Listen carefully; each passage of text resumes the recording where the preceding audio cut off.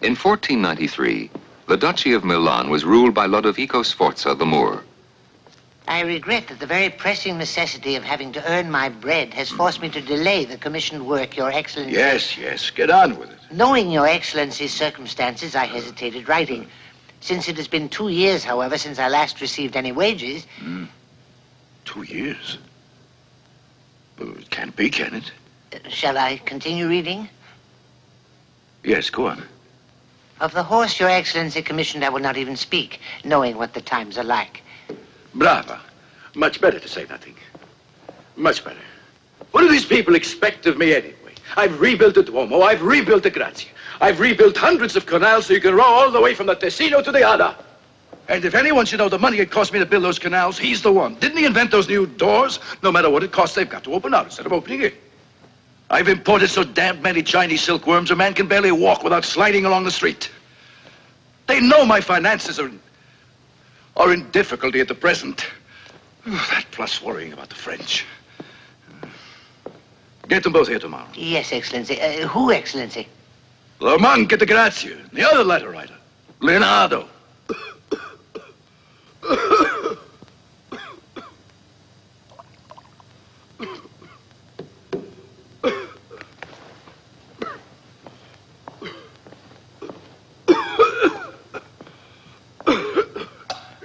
Come on, hot or cold, what's the difference?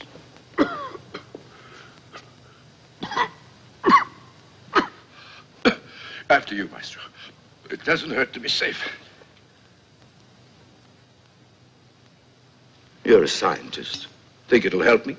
I wouldn't know, but it will help him because he'll be paid. Why do all Tuscans have an evil tongue? Bill, go away. All right, come here. Now then. The reason I have... The main reason I sent for you, this also includes you. This famous artist, I have decided, is going to decorate one of the refectory walls of your monastery. Something religious, of course. Last Supper, I think. Your refectory will have a fresco done by a famous painter. And you, Maestro, will be able to eat again. I think you know the monks are wealthy. But we're not. Our treasury is... If my treasury were as well stocked as yours is, I'd gladly pay. Oh, I would only ask you whether or not the painting necessarily has to be done in the refectory. Well, of course the refectory. Where else? We eat there. So? I point out that Maestro Leonardo, who is a most excellent artist, he is... What you mean is he doesn't work very fast. Practice patience. While he's working, you can feed the monks in the kitchen. I'm not going to send you a man with a broom, you know, who'll push a lot of paint around, who'll finish a wall in a half an hour and leave a mess like that so-called mural of Montofano's. You've already got in the refectory. And while you're there, I want you to have that eyesore rubbed off. Every time I go to the monastery to fast, it turns my stomach just to be in the same room with it. Your food's bad enough already. Might I say only... You have my permission to leave. Deo gracias, that's all. Well, you've got a job now. Why don't you look happy? Marquesino! Strange how whenever my treasurer walks in, it brings a smile to everyone's face. Painters and monks alike. Listen, pay 100 ducats in advance to my friend here. Leonardo. Yes, Leonardo. The Last Supper. The subject had naturally been dealt with on several occasions by other artists. Beginning with the monumental composition of Giotto in the Cappella Scrovegni at Padua.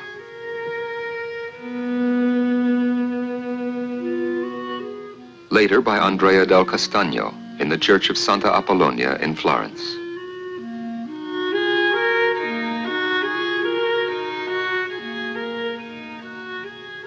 Castagno carried the theme further.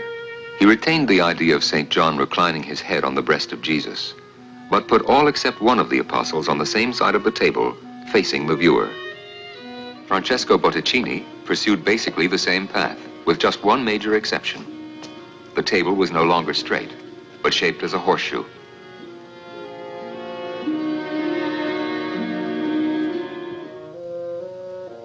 Leonardo immediately began working on a series of sketches. This drawing, owned by the Venetian Academy, shows his initial concept, although more than likely it is not an original. It is probably a copy made by one of Leonardo's pupils. The copy does show, nevertheless, that Leonardo's first thoughts about the Last Supper were along traditional lines.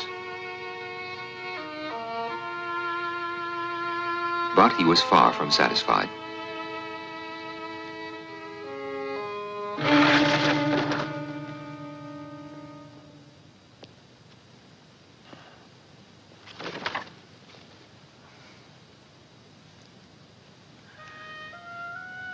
Jesus was troubled in spirit and testified, "Verily, I say unto you, that one of you shall betray me." Then the disciples looked one on another, doubting of whom he spoke. Now there was leaning on Jesus' bosom one of his disciples, whom Jesus loved. Leaning on Jesus' bosom.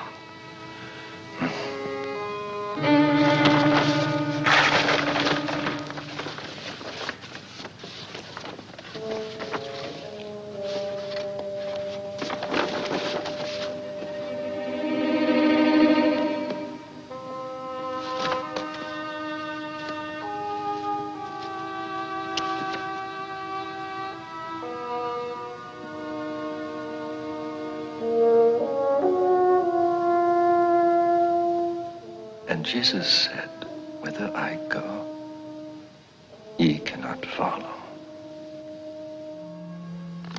These prophetic words isolated Christ in a world where no one could reach him. The embrace of death, which he knew was waiting, kept him isolated from his disciples and buried him in a long silence which he would break only much later with the words, "Go and love ye one another." From this moment on, the sketches of the Last Supper show a solitary Christ. Not even John, the beloved disciple, is near him. No longer does he recline his head on Christ's bosom, as in the Gospel, or in the paintings of Giotto and Andrea del Castagno. Alone in the midst of his disciples, Christ neither speaks nor accuses. He is absorbed in his own thoughts, removed from the turbulence around him, which he himself has caused with the words, "One of you shall betray me." More remote than the distant sky behind him, which grows dim with the last light of evening. Despite the many sketches, the extensive research, and the establishment of a principal theme, Leonardo, as usual, began further research and study. The scaffolding went up in the refectory of Santa Maria della Grazia, but except for the barest outlines, the huge wall remained empty.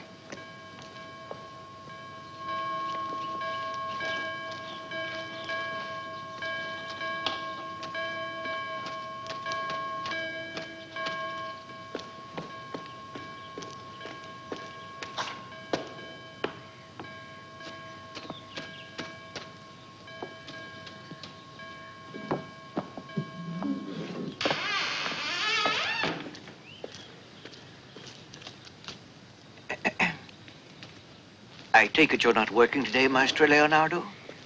Ah, but I am working, brother. Listen to what I've written down. One apostle who's been drinking puts his cup down to the left, while another talks. He's whispering, actually, to the apostle on his right. While another apostle, who's just finished cutting a piece of bread, holds a knife. Most interesting, I'm sure, but I've never heard of a painting being written. Well, now you have. My paintings are written. Good day.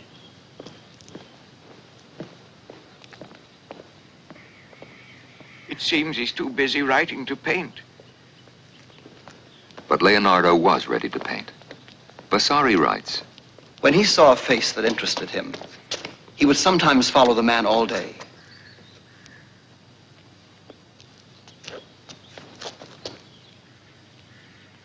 If he found the face to his liking, he would burn its image into his brain, so that when he worked, it was as though the model was still there, in front of him."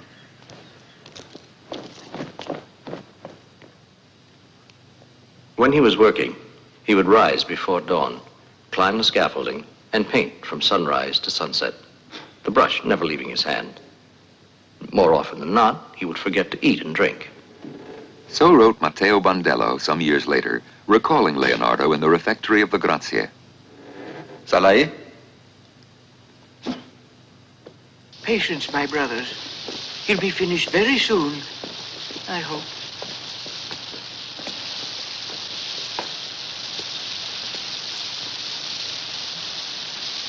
I hope he's drier than me. Salai, mix the blue. Yes, Maestro. Salai, Yes, Maestro. ultramarine. Psst, boy. You want something to eat? Thank you. Go on, eat. Salai. Then he might do no work at all for 2 or 3 days, carefully examining the work he had done. Let's go in. No one's there. Look how big it is. It's the whole wall. Wonder how long it takes to finish a wall. What if somebody comes in? Don't worry, there's no one here. It's beautiful. Who's that with the beard? It's one of the apostles. I know that. Look at that apostle. Which one is it? Maybe it's St. John. Wonder how long it took them. Look at that one.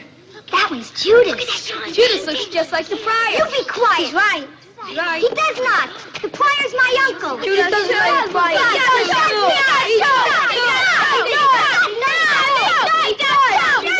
Quiet! The paint is coming. Not that way. He'll see you. Hide. Everybody hide. Not there. He'll see you when he comes in. This way. It still wasn't done. It'd be another year, actually. It occupied him 5 years, start to end. Why is he wearing a hat? Shh.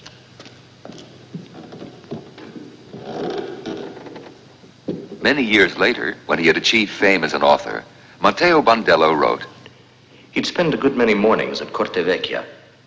There he would work until midday on that colossal horse, the equestrian monument to the House of Sforza. And then at noon, he would go straight to the Grazie.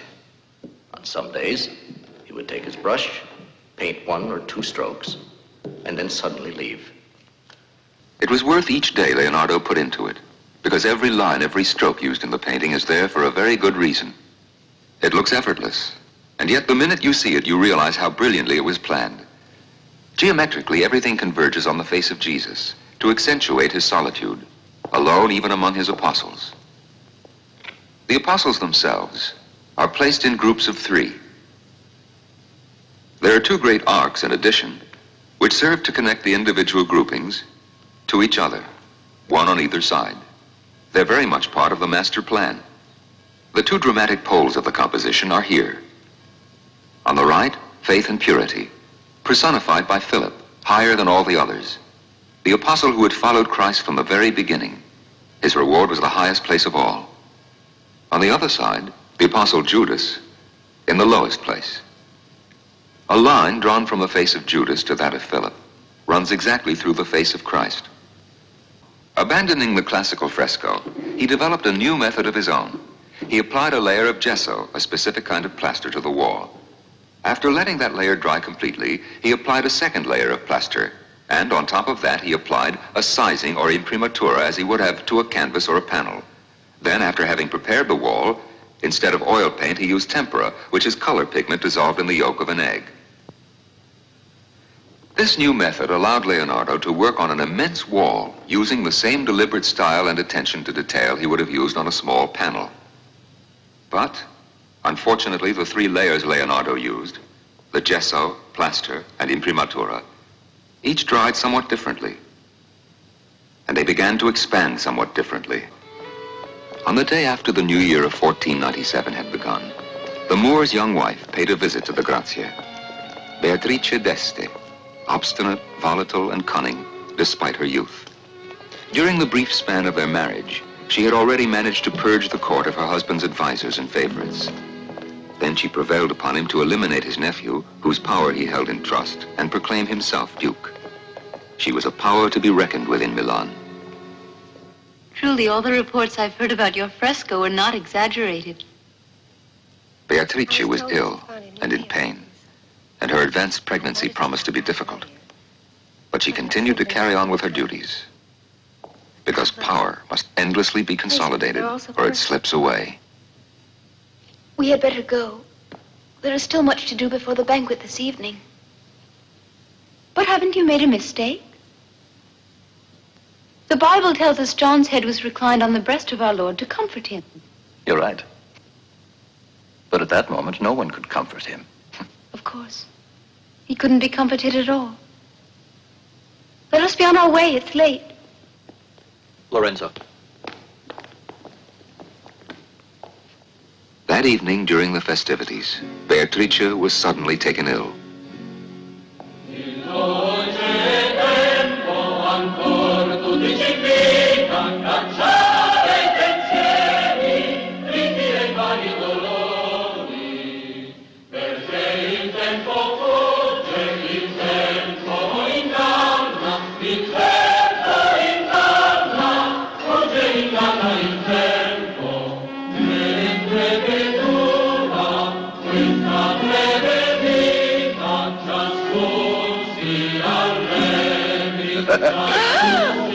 Oh, my God. Beatrice!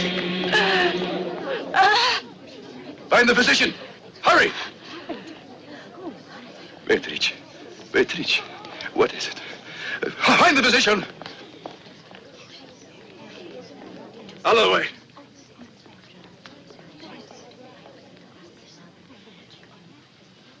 In there, on the bed.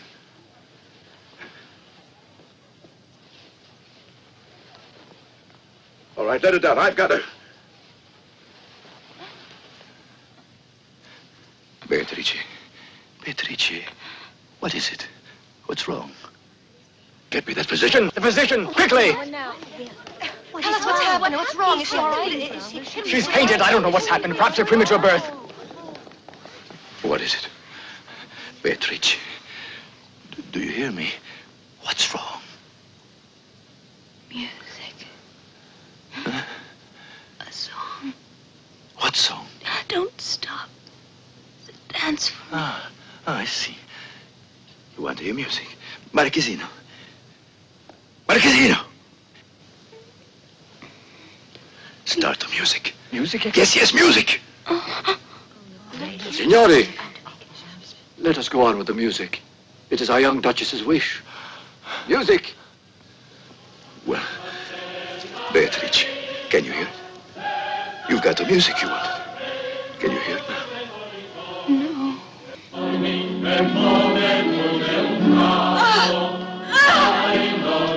Beatrice! Beatrice! At midnight, in the midst of the festivities, Beatrice died.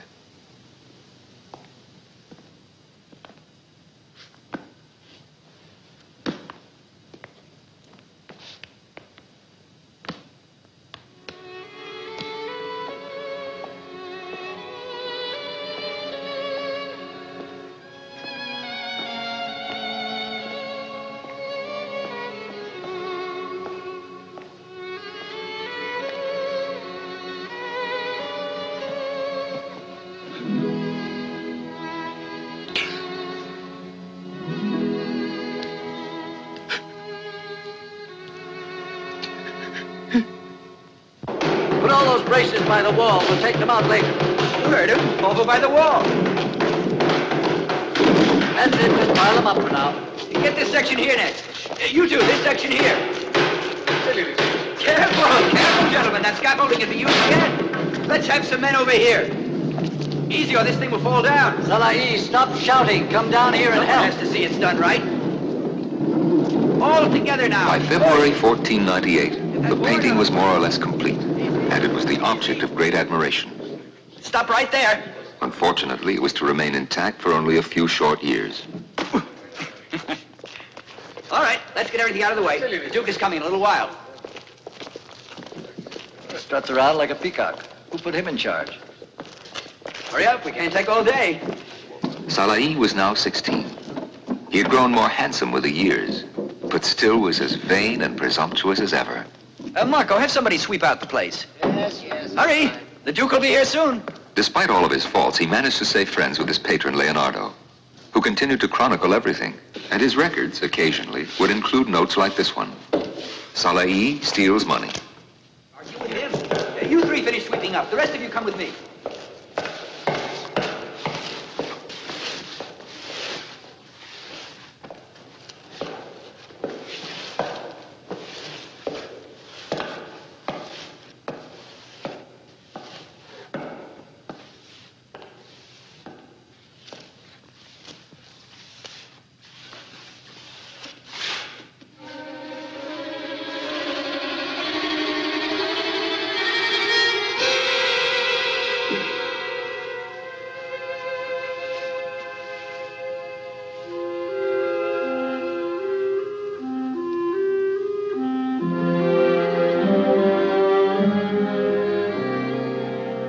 His masterpiece was still not completely finished, and already the 3 layers were beginning to crack.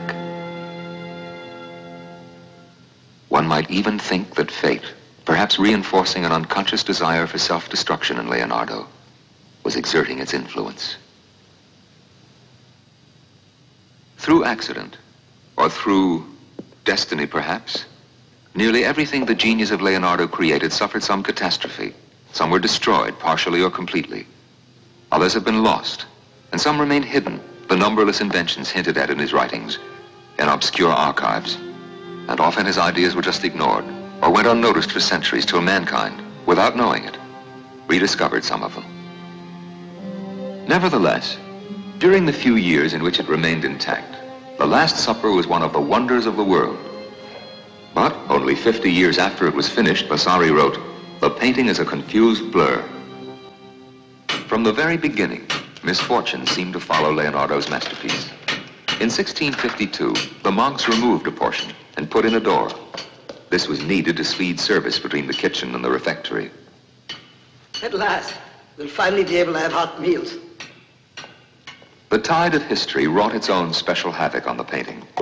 In the early 19th century, Napoleon's soldiers turned the refectory of La Grazia into a stable, despite orders to the contrary from Napoleon himself.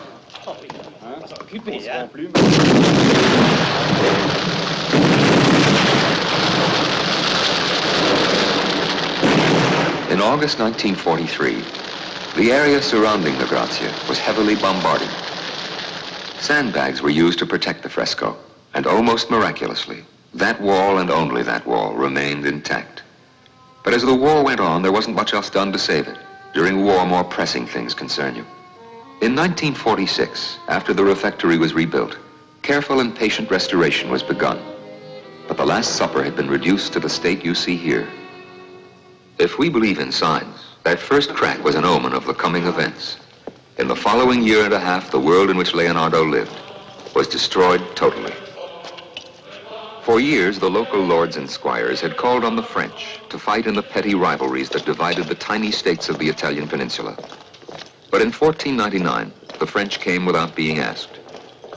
Louis VII invaded the Duchy of Milan.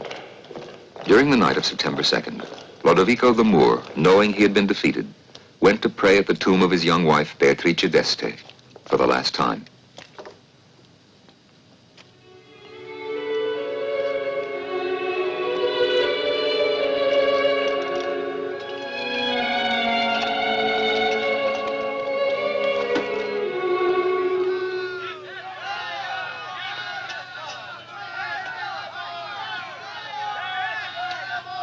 Get out, get out.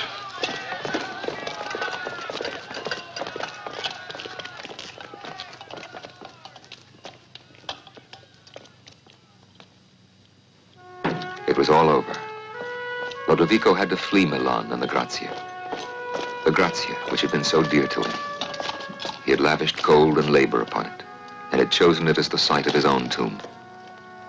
He had enriched the monastery with the most beautiful fresco the world had ever known. And now he had to leave it and everything else behind. La Grazia, Milan, the Duchy, all that he had gained through his astuteness and patience.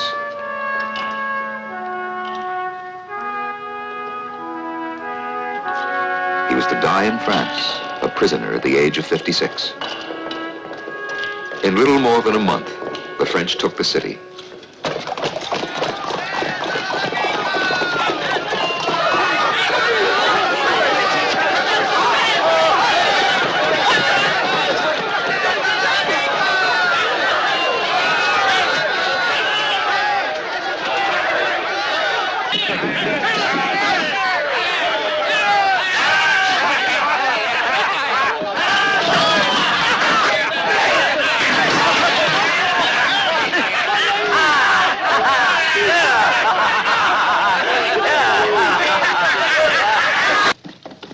Together with Salai and Luca Pacioli, Leonardo left Milan. With his usual cold accuracy, he wrote, "The Duke has lost his state, his possessions, and his freedom. Several works I had begun for him were left incomplete. Before leaving, Leonardo fenced in a small vineyard which had been given to him by the Moor a few months before the French invasion. The vineyard, just outside Porto Lodovica, was part payment for projects the Duke had commissioned. It wasn't very large, less than 2.5 acres, in fact, but Leonardo had 1,000 plans for it. He was afraid the French would confiscate the property, knowing he had been in the service of the Duke, and indeed his fears proved correct. So he turned his steps toward Mantua, where he would seek refuge with Isabella d'Este, Beatrice's sister.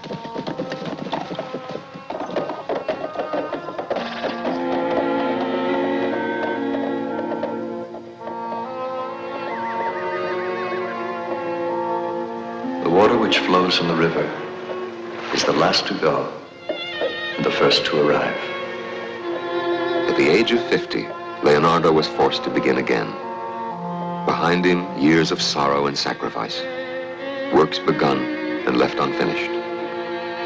Once again, he faced need and uncertainty. His departure from Florence on a warm spring morning 20 years before was a deliverance. But his departure from Milan on a cold December morning was a flight. Mantua was a tiny state ruled by Francesco Gonzaga. Its small but refined court was ruled by his wife, Isabella d'Este. Intelligent, cultured, and gregarious, Isabella was a patron of music, painting, and literature. She spent hours every day at her desk writing to the various artists whose work she was anxious to obtain, tirelessly pursuing another masterpiece to add to the ones she already possessed. Always ready to display her collection to the visiting princes and ambassadors. We live a simple life without much ceremony. If you'll excuse me, I'll tell my wife you're here. Isabella, the Venetian ambassadors would like to pay their respects before leaving. Oh, what a lovely surprise. You find me in my study amongst my friends. Your Excellency, we do not interrupt. Oh, no, no. Have I the honor of knowing your friend? Oh, yes.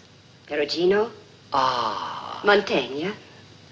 To me, they're very real friends. I would feel the same. Oh, would you care to see some of my gallery? I would indeed.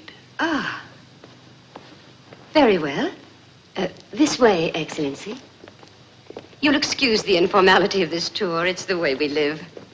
Perhaps the beauty of all the paintings will excuse my poor etiquette. Oh, please, Your No Excellency. excuses are necessary. Oh, that violet. My eyes are drawn to that violet robe every time I enter this room. I've always adored violet. Oh, and isn't this blue lovely? The Marchesa Lodovico and the Marchesa Barbara of Hohenzollern. Come in. Please, come in. Exquisite, Your Excellency. You see colors. Oh, Entertain them. yes. At any other time, the arrival of an artist of Leonardo's stature would have made Isabella ecstatic. Show him in. But at that particular moment, Leonardo's presence could have proved dangerous. The French were the new rulers of Milan across the border. What would their reaction be if Mantua provided refuge for those who had fled Milan? No, no, don't interrupt your work.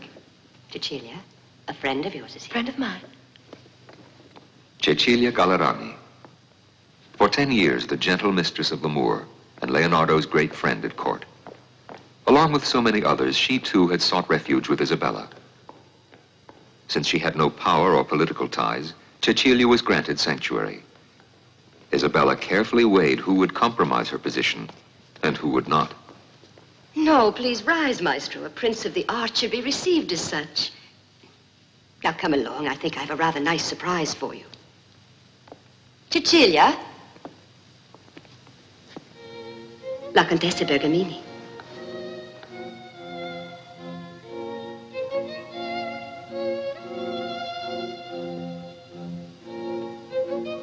Dear Maestro, we're so very pleased that you were able to visit us while passing through Mantua. I cannot tell you how much. What times we're living in. One doesn't even have the privilege of guiding one's own destiny. I mustn't dwell on that. And you, Maestro, you're going to Venice, are you? Yes, Venice. Oh, but one day soon you'll have to come back here. You must return to paint for us. Mantegna, Perugino. Without a Leonardo, my study will never be complete. Cecilia, do you recall the time I asked you to lend me Leonardo's portrait of you? Even for only a day? If only you had time, Maestro Leonardo. Leonardo had probably hoped to stay in Mantua, but Isabella made it quite clear that he could not.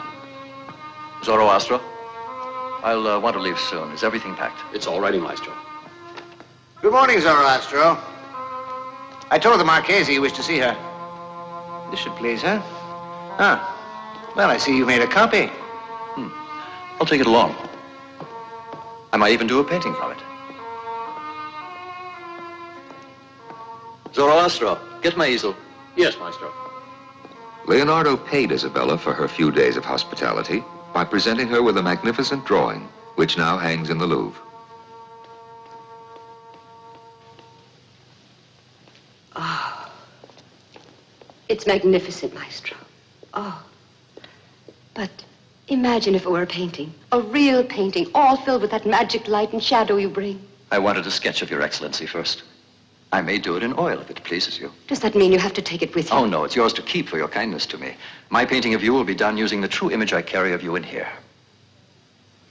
I shall look forward to seeing it someday. And you will paint it for me. You promise that. You will promise. Would that you could stay with me. The painting was never done. Leonardo left Mantua and the insatiable Marchese. But as the years passed, Isabella never forgot the opportunity she had lost. Would that you could stay with me. The King of France in nearby Milan was considering an invasion of Mantua. With her tiny state in danger, Isabella met the situation in her own inimitable way. She journeyed to meet the king, smiling, bearing a painting by Mantegna, and wearing a dress decorated with gold lilies, the French emblem. Mantua was left to rule itself. Leonardo left for Venice, where the Doge had recently suffered a heavy defeat at the hands of the Turks and feared a full invasion was coming. In Leonardo's notes, we find the following. Most noble gentlemen, having made some preliminary study of the military invasion which seems to be imminent, I've reached the following conclusion. The Turks' most probable invasion route is necessarily by way of the river Isonza. Did he make these recommendations in order to interest the Venetian Senate in his services, or was he already in their employ by that time? Since Venice could be chiefly attacked from the sea, it was there he developed an idea.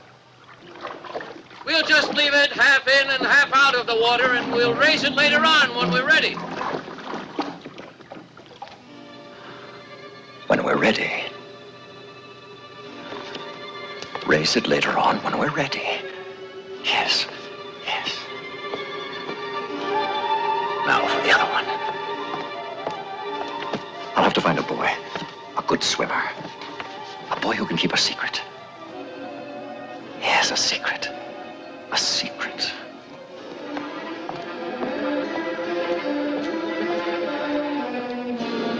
It will work. Attach the tube to the face, to the inflated skin. Swim underwater. Underwater.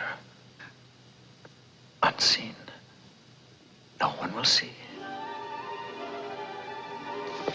You breathe through the tube. At the changing of the guards, it will explode and set fire to the galleys.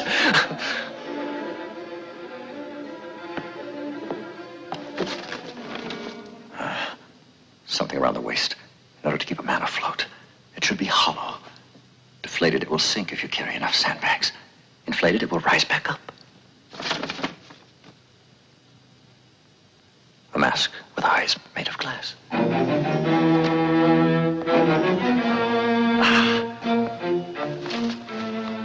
You must have a knife. A sharp one, should it be caught in a net. These fragmented phrases, vague, ambiguous, and for centuries mystifying, are all to be found in Leonardo's notes. He had had a sudden vision of two new and fearful weapons he could offer Venice for its defense. A boat which could rise and sink, the submarine, and men who could swim and operate underwater, breathing through tubes, skin divers.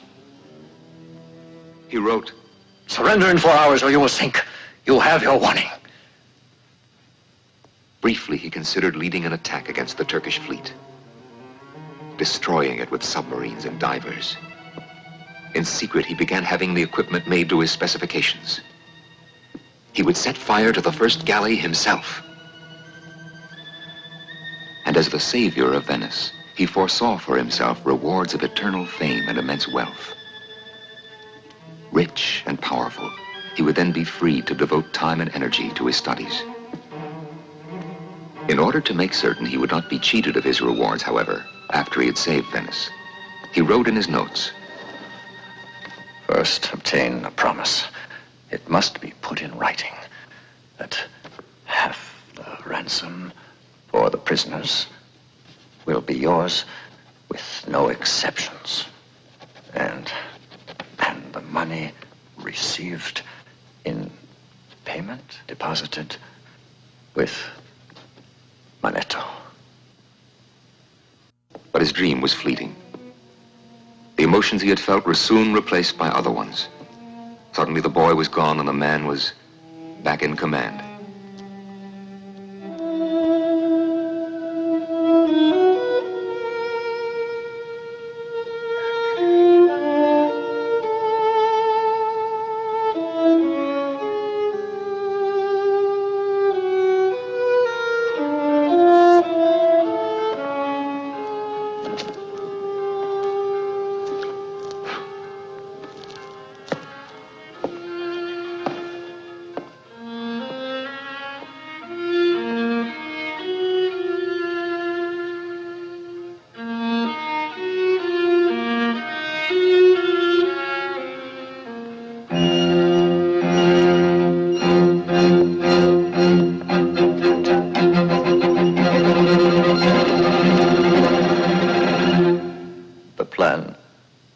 This method I have devised for men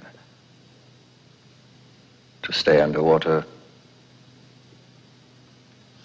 I cannot and will not divulge or publish. I make this decision knowing too well the nature of man. I know my designs would be used badly. Murder. So many men have seen these same visions of destruction but chose not to hold back, unlike Leonardo. The diving suit and the underwater vessel, the brilliant creations of a fertile mind, were both hidden. Hidden for 4 centuries till man was to discover them again. Zoroastro! Zoroastro! Hey! Patience, patience. We'll never leave at this rate. Where's the maestro? In the square. I'd better get him.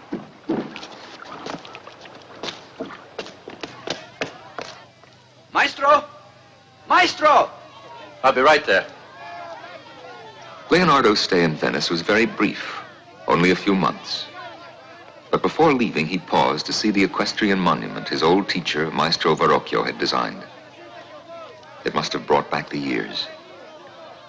He had seen it from its inception to the day it was dismantled and shipped for casting. And now it stood in the square of Venice, ready to challenge the centuries. And what of Leonardo's own great horse?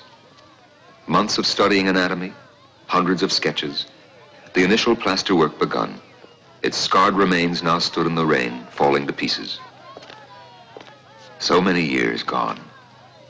So much genius wasted. So many projects begun and left unfinished. But it was not too late. At the age of 50, many productive years lay ahead. No longer would he waste time studying and dreaming. There was so much to be done. He would go back to Florence where it all started. No more delays. Ready, Maestro? He would do something. Yes.